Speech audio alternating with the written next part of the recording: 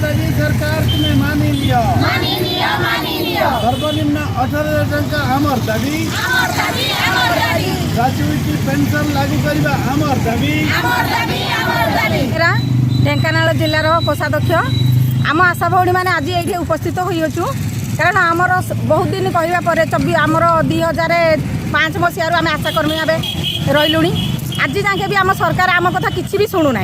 तेणु बारंबार आम कहला सत्य राजरास्ता को आम आसीचु बहुत थर राज्य भी आम करूँ जिले भी करूँ तेणु यही सरकार आम कथा शुणुना बोली आम बारंबार राजरास्ता को आसवा ओह्रैचु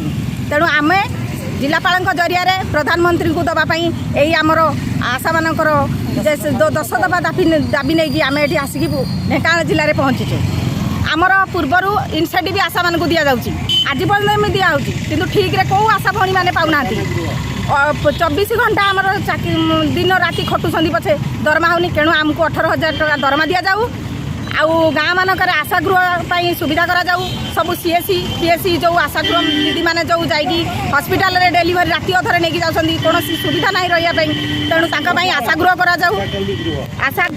आशाकर्मी गृह करा जाऊ निर्माण आउ जो सामाजिक जो सुरक्षा देवाई आशा मान दि जाऊ मृत्युकालीन 5 लाख दि जाऊ अवसर प्राप्त 10 लाख दि जाऊ आशा भौणी मानक सामाजिक सुरक्षा भी दि जाऊ किंतु आउ जो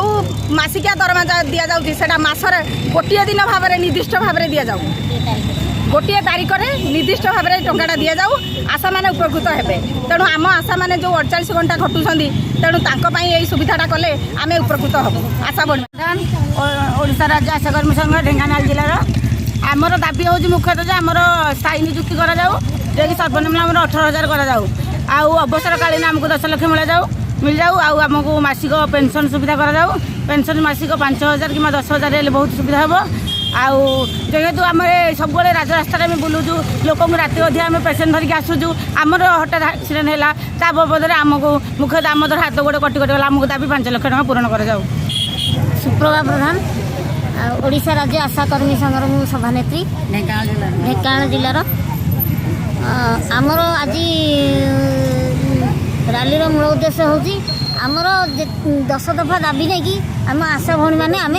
रैली करूँ आमको सरकार आमर प्रथमतः 18,000 टका पारिश्रमिक मासिक पारिश्रमिक आमको 18,000 टका प्रदान करूँ।